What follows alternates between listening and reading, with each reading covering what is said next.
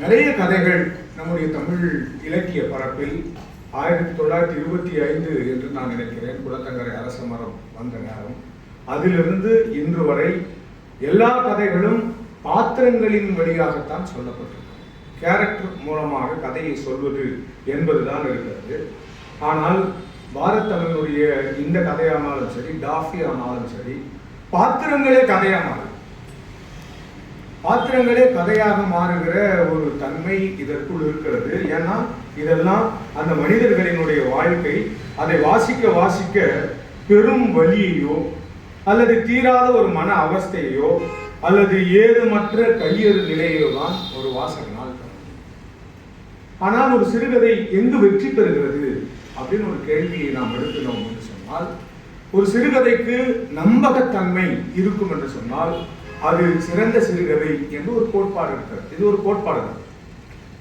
ஒரு நம்பகத்தன்மையை அந்த கதை தரும் என்று சொன்னால் அது ஒரு மிகச்சிறந்த கதையாக, வாசிக்கிற வாசகன் இந்த கதையில் இருக்கக்கூடிய சம்பவங்களை நம்புகிறான் அல்லது அது நிகழ்ந்திருக்கிறது என்று உண்மையாகவே அவன் ஏற்றுக்கொள்கிறான் என்று சொன்னால் அது சிறந்த சிறுகதைகளாக இருக்கும் என்று அந்த கோட்பாட்டின் அடிப்படையில் பார்த்தாலும் நம்முடைய பாரத் தமிழருடைய கதைகள் மிகவும் சரியானவையாகவே இருக்கின்றன.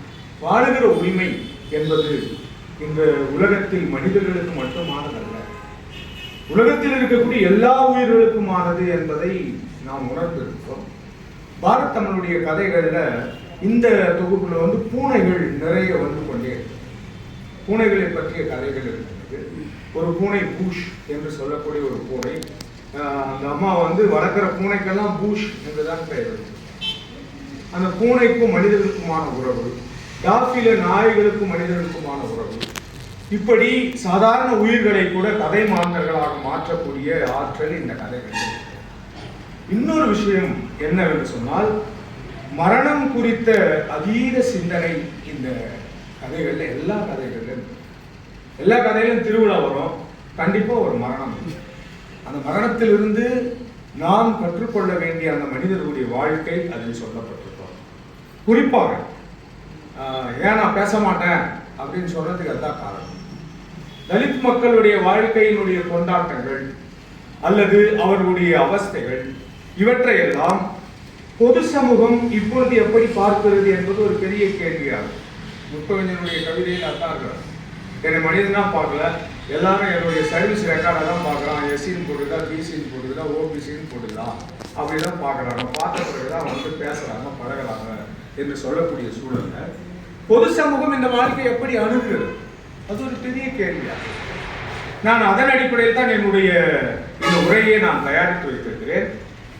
இந்தியாவினுடைய மனம் என்பது ஜாதிய மனம்தான் என்பதை மறுக்க முடியாது.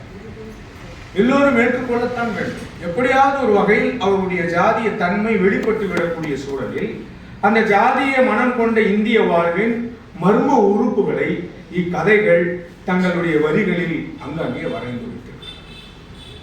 அதுதான் இந்த கதையினுடைய மிக முக்கியமான சிறப்பு. நேரடியா தலித் கதைகளாக இல்லாமல் அந்த கதைகளில் வரக்கூடிய பாத்திரங்கள், தலித் அல்லாத பாத்திரங்கள் தங்களை எப்படி சாதியவாதிகளாக வெளிக்காட்டுகின்றன, அது எங்கே நிகழ்கிறது என்பதனை மிக நுட்பமாக ஒரு மைக்ரோ பொலிட்டிக்கல் லெவல், ஒரு நுண் அரசியல் முறைமையில் இந்த கதைகள் வெளிப்படுத்துகின்றன. அதே போல இந்த கதையில இன்னும் இருக்கக்கூடிய மிக முக்கியமான விஷயம் என்னவென்று சொன்னால், ஆண் பெண்ணுக்கான சிக்கல்கள். ஆண் பெண்ணுக்கான சிக்கல்களை தலித் சமூகம் எப்படி பார்க்கிறது, பொது சமூகம் எப்படி பார்க்கிறது. இப்போ காலையில கயலுடைய கவிதைகளை பற்றி பேசிய அந்த தோழர் நிறைய விஷயங்களை பற்றி, பெண்களை பற்றி பேசினாரு.